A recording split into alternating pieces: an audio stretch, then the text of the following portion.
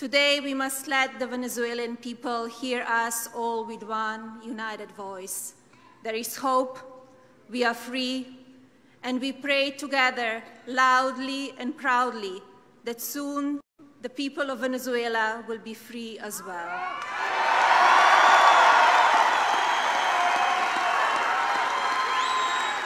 My husband is here today because he cares deeply about the current suffering in Venezuela. This afternoon, he has an important message to share. Ladies and gentlemen, it is now my pleasure to introduce my husband, the President of the United States, Donald J. Trump.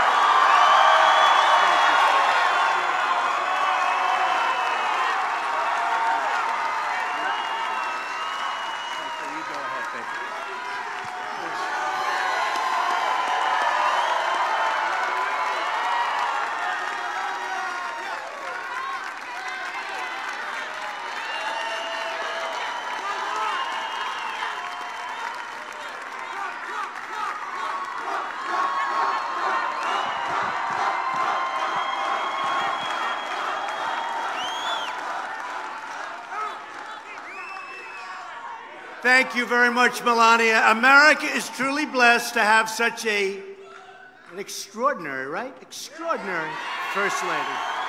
She's extraordinary, she really is. She cares about people. Hello, Miami. I am thrilled to be back in the state I love with so many proud, freedom-loving patriots. We're here to proclaim a new day is coming in Latin America. It's coming.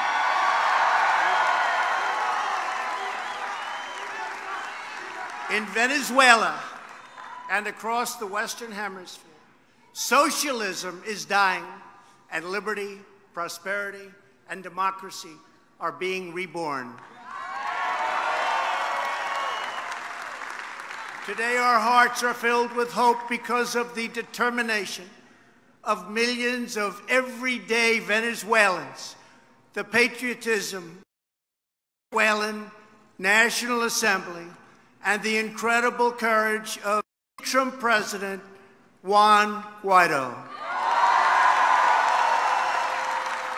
The people of Venezuela are standing for freedom and democracy, and the United States of America is standing right by their side.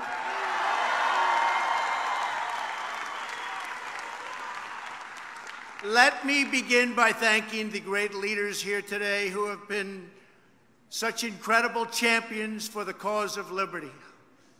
And these people love you, and they love Venezuela, and they love Cuba, and they love all of the places that we're fighting. Newly elected and already doing an incredible job, Governor Ron DeSantis.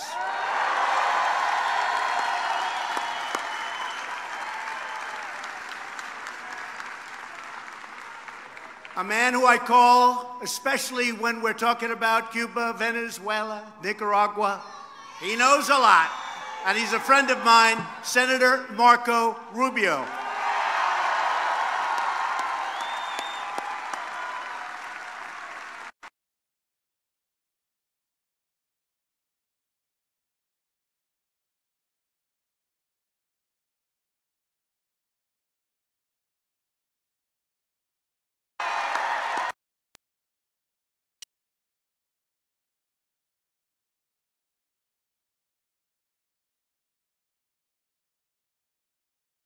That my heart is in Venezuela.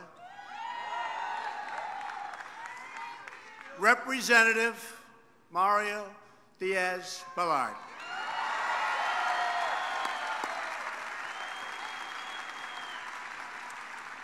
Ambassador Carlos Trujillo.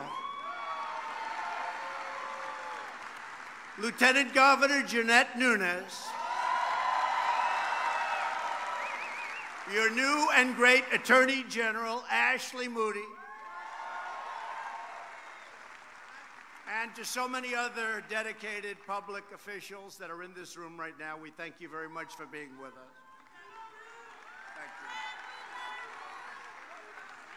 Thank you also to Secretary of Commerce Wilbur Ross, who's with us, and Ambassador Lighthizer.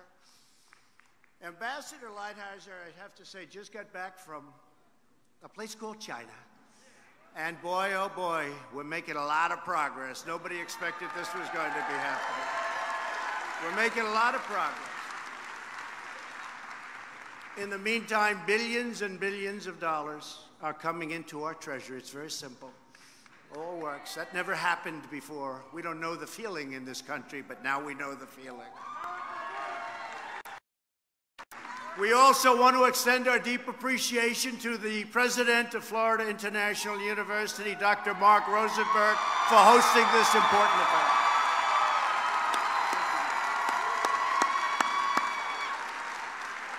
Finally, I want to thank each and every person in this wonderful audience who has made your own stand for human dignity, and that's probably just about all of you. And I want to especially thank the Venezuelan exile community that has done so much to support President Guaido, to organize aid for their compatriots, and to do just a lot back home. Thank you very much for being here. Thank you. We're with you. We are profoundly grateful to every dissident, every exile, every political prisoner, and everyone who bears witness to the horrors of socialism and communism, and who has bravely spoken out against them. Thank you very much. The fact is, you've seen the crimes, and you've seen the corruption. You have seen the hunger and the suffering. You have heard the anguished pleas for help. You have protested and protested with respect, but loudly. And you have prayed for the day we can now see, which is just ahead, the day when all of the people of this region will at last be free.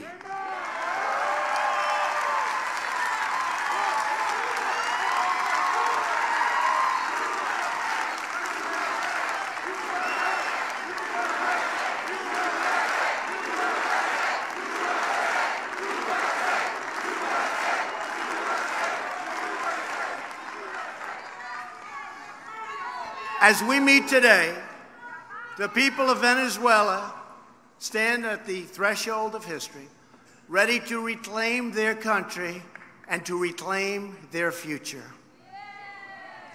Not long ago, Venezuela was the wealthiest nation by far in South America. But years of socialist rule have brought this once thriving nation to the brink of ruin. That's where it is today. The tyrannical socialist government nationalized private industries and took over private businesses. They engaged in massive wealth confiscation, shut down free markets, suppressed free speech, and set up a relentless propaganda machine, rigged elections, used the government to persecute their political opponents, and destroyed the impartial rule of law. In other words, the socialists have done in Venezuela all of the same things that socialists, communists, totalitarians have done everywhere that they've had a chance to rule. The results have been catastrophic. Almost 90% of Venezuelans now live in poverty. In 2018, hyperinflation in Venezuela exceeded 1,000,000%. Crippling shortages of food and medicine plague the country. Socialism has so completely ravaged this great country that even the world's largest reserves of oil are no longer enough to keep the lights on. This will never happen to us.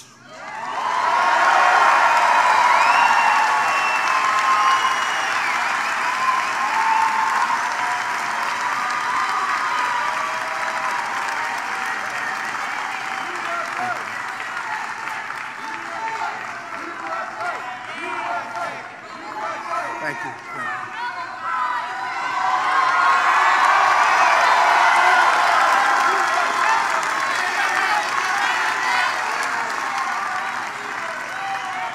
you. Already, more than 3 million Venezuelans have fled Maduro's brutal opposition, and brutal it is.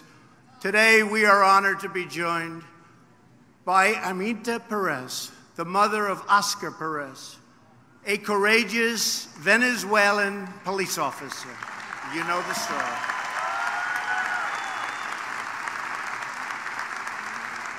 In June of 2017, Oscar piloted a helicopter over the city of Baruta with the banner 350 Liberty, a reference to Article 350 of the Venezuelan Constitution, which states, "The people of Venezuela shall disown any regime, legislation, or authority that violates democratic values or encroaches upon human rights." Oscar said he wanted to give the people hope. He loved the people. He fought for the people, and they loved Oscar. But Oscar was gunned down and killed by Venezuelans, so you know this very well. You all know the story. By the Venezuelan security forces, viciously. Aminta, our hearts break for your loss. Oscar gave his life for the freedom of his people.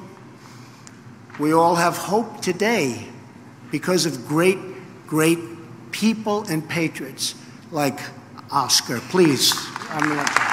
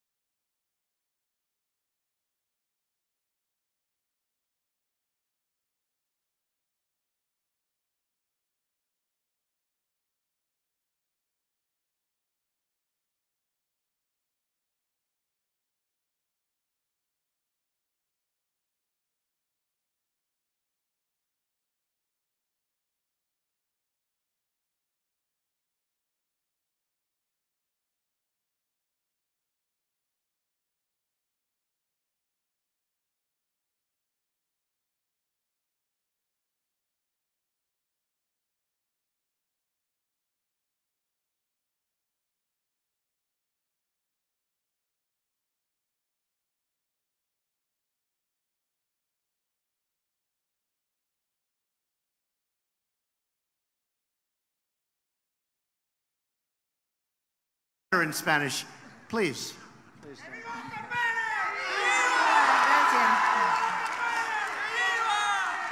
Gracias, señor presidente.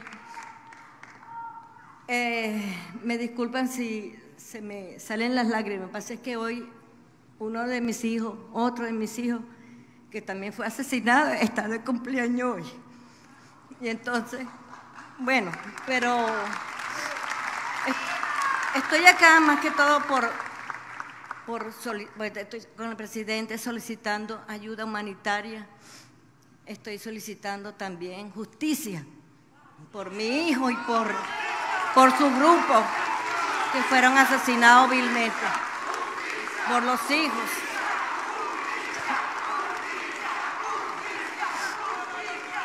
Y también para continuar con el legado de Oscar, que parte de eso somos todos nosotros. Y vamos a continuar con la lucha hasta ver nuestra Venezuela libre y poder regresar a nuestra madre patria. Gracias.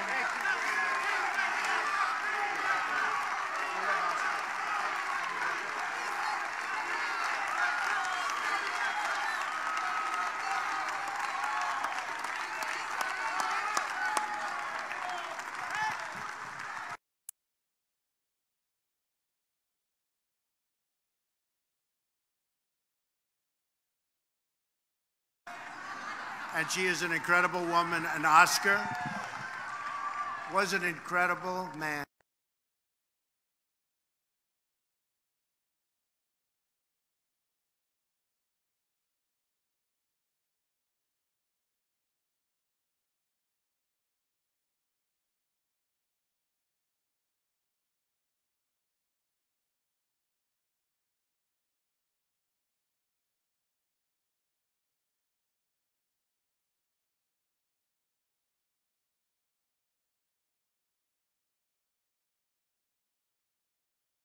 relaxed, President Guaido invoked the same constitutional oracle that Oscar carried through the sky.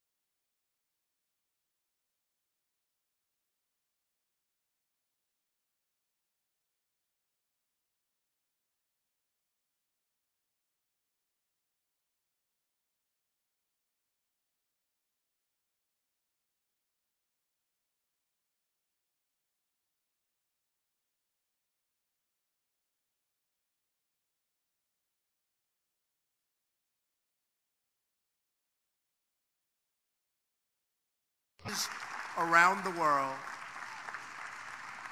The days of socialism and communism are numbered not only in Venezuela, but in Nicaragua and in Cuba as well.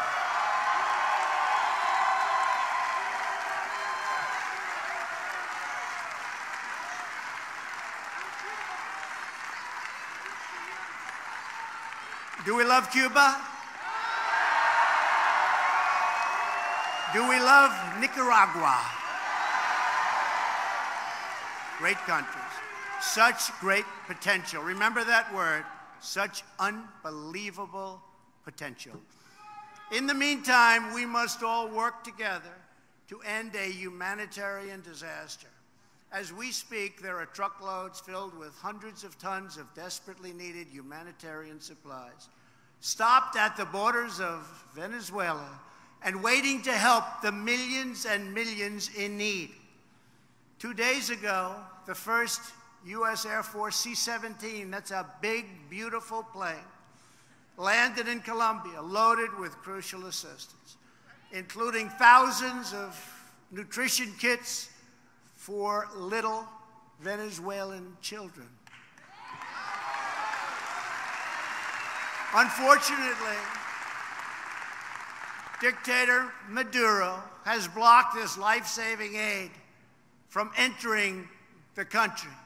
He would rather see his people starve than give them aid, than help them.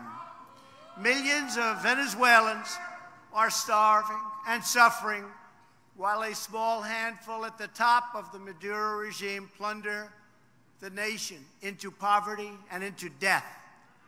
We know who they are, and we know where they keep the billions of dollars that they have stolen. Incredibly, there are members of the Venezuelan military still barely supporting this failed dictatorship. They are risking their future, they are risking their lives and Venezuela's future for a man controlled by the Cuban military and protected by a private army of Cuban soldiers. Maduro is not a Venezuelan patriot. He is a Cuban puppet. That's what he is.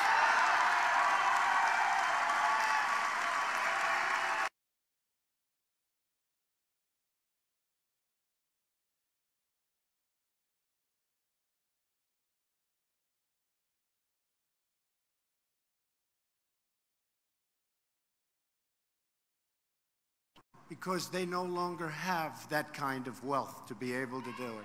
So things are changing, and they're changing fast.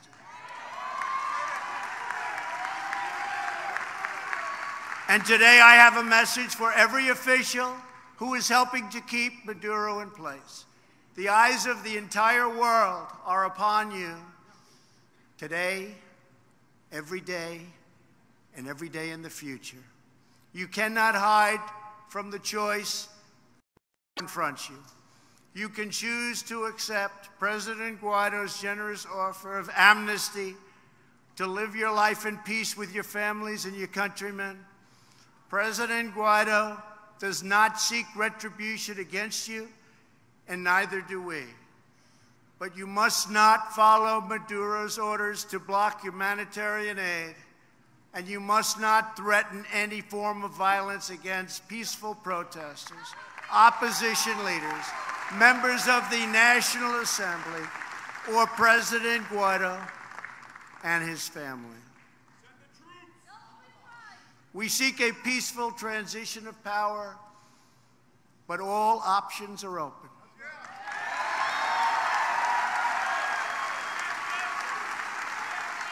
We want to restore Venezuelan democracy, and we believe that the Venezuelan military and its leadership have a vital role to play in this process. If you choose this path, you have the opportunity to help forge a safe and prosperous future for all of the people of Venezuela. Or you can choose the second path, continuing to support Maduro.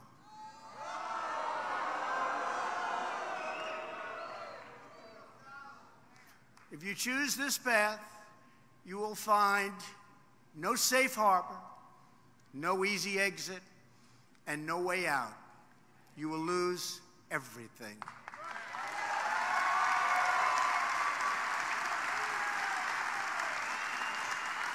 So today I ask every member of the Maduro regime, end this nightmare of poverty, hunger, and death for your people.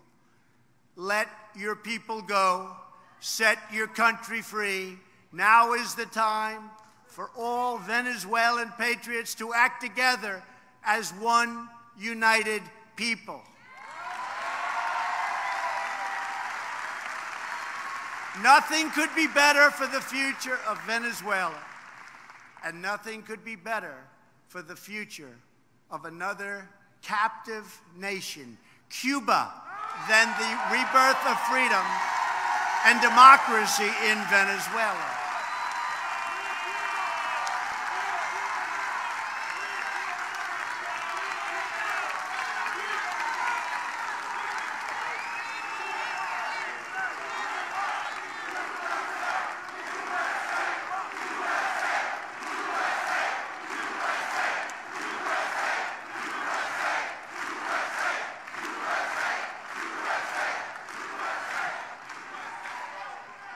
For decades, the socialist dictatorships of Cuba and Venezuela have propped each other up in a very corrupt bargain. Venezuela gave Cuba oil. In return, Cuba gave Venezuela a police state run directly from Havana.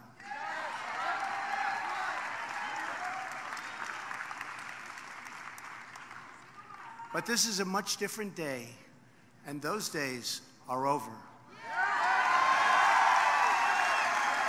The ugly alliance between the two dictatorships is coming to a rapid end. A new future is beginning. All of us in this arena, and thousands and thousands and thousands of people outside, you have to see it, are united because we know the truth about socialism. In Venezuela, in Cuba, in Nicaragua, and all around the world.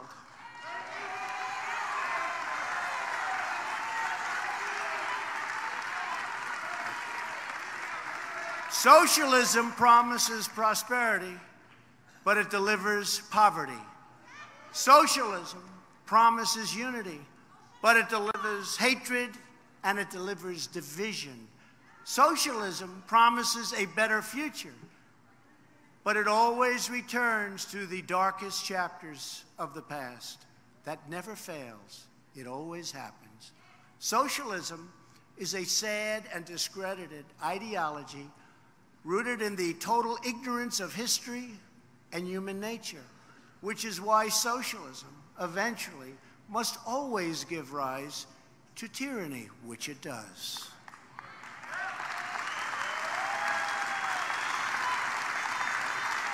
Socialists profess a love of diversity, but they always insist on absolute conformity. We know that socialism is not about justice. It's not about equality.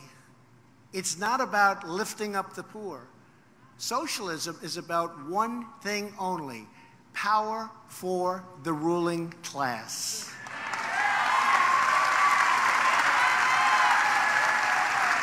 And the more power they get, the more they crave. They want to run healthcare, run transportation and finance, run energy, education, run everything. They want the power to decide who wins and who loses, who's up and who's down, what's true and what's false, and even who lives and who dies.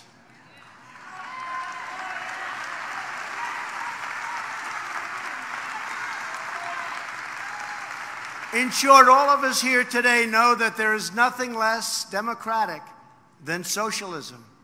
Everywhere and anywhere it appears, socialism advances under the banner of progress, but in the end it delivers only corruption, exploitation, and decay. With us today is David Smolansky.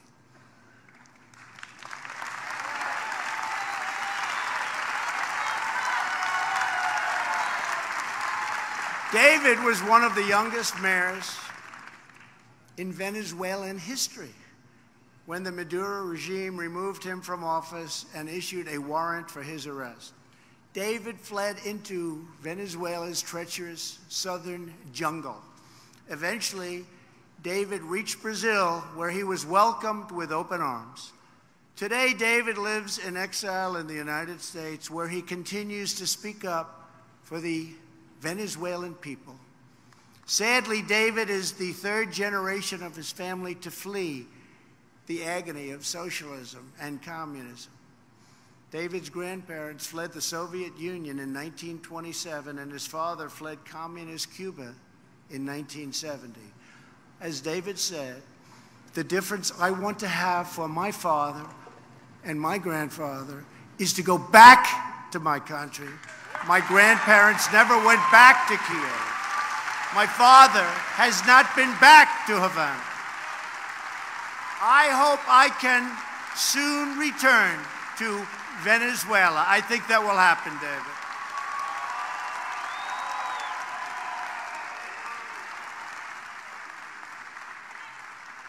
Thank you very much, David. I think it'll soon happen. Your courage, David, is an inspiration. And not only David, many of the people in this room, you've been through much. But you see it coming to the end. You see it really coming to an end for the first time. For the first time, you're seeing it. Because the United States, a true great nation, is behind you.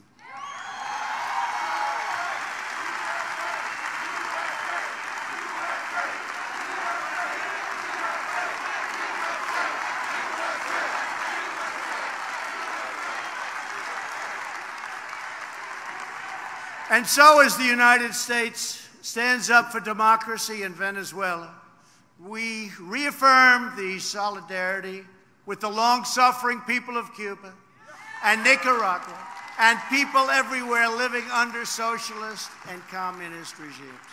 And to those who would try to impose socialism on the United States, we again deliver a very simple message. America will never be a socialist country.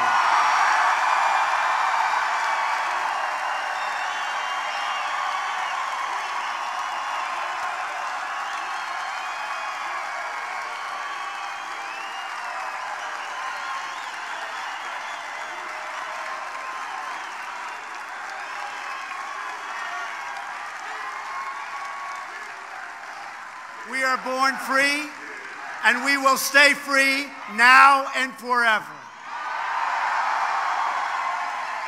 We know what freedom can do in Venezuela because we have seen that future right here in Doral. We know what freedom can do in Cuba because we have seen that future right here in Miami. We know what freedom can do in Nicaragua because we have seen that future in Sweetwater.